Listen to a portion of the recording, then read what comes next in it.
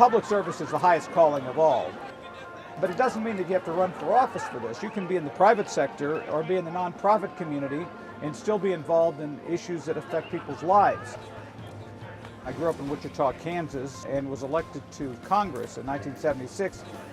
And while I did not have any personal experience in farming or agriculture, I've made agriculture kind of the hallmark of my congressional career, given the importance of farming and agriculture to the state of Kansas. And then I became Secretary of Agriculture and continued my interest in work in food and agricultural production and related issues. There are several farm families that took me on and kind of educated me real quickly into what it was like to grow food and the difficulties involved, and the vagaries of the weather and markets. Certainly that had a lot to do with my interest in the subject.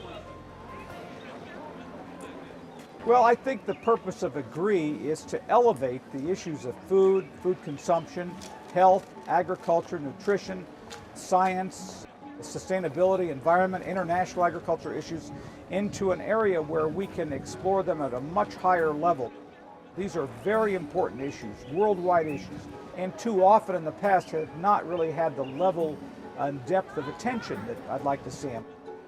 Western farmers have been in a period of surplus for years, and so our farm policy has always been to try to reduce production, reduce surplus. Now we are entering a period of vastly increasing population growth in the world, and that means that the era of high supplies are probably over. We expect the population of the world to increase to about 9 billion by the year 2050. And that means we're going to have to double our food productivity during that time period to feed the world. We have a huge demand for water in urban areas because large numbers of people are moving from rural areas to urban areas. And right now, over 70% of the water in the world is used for agriculture. Up to 1/3 of our production has been exported. But that's not going to be the case in the future anymore. We're not going to be able to supply the world with food, and therefore our big challenge is to try to get the world to be more food self-sufficient, particularly the developing world, so they can produce their own. We have a lot of challenges to world agriculture, domestic agriculture: climate change, drought, pests, population growth, all sorts of things. And so therefore the answers are multifold. I think one of the great things about AGREE is that we're going to look at a variety of issues, variety of solutions, from technological solutions to the issues of rural development, to issues of how to produce food sustainably when we have this enormous population growth, to how we can get the rest of the developing world to begin to produce more of their own food and not rely on the surpluses the United States has supplied over the years, which are not going to be available.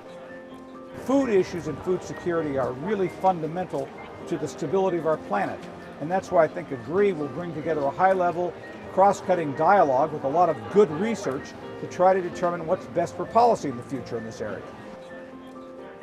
If AGREE is successful, it will mean several things. It will mean people in this country and around the world will be able to examine the causes of the problems of food production in the future and come up with solutions to produce enough food sustainably for a hungry world, so we can avoid all sorts of political instability, so we can avoid famine and hunger, we can improve nutrition, and we could also improve the lot of people living in rural parts of this country. Food is too important just to be left to people who only produce food. We have to have people who consume food. We have to have people who are interested in the environmental way that food is produced. We have to have people around the world who want to prevent political instability, all involved in these issues, because these are really important issues and they require different types of policies than we've pursued in the past.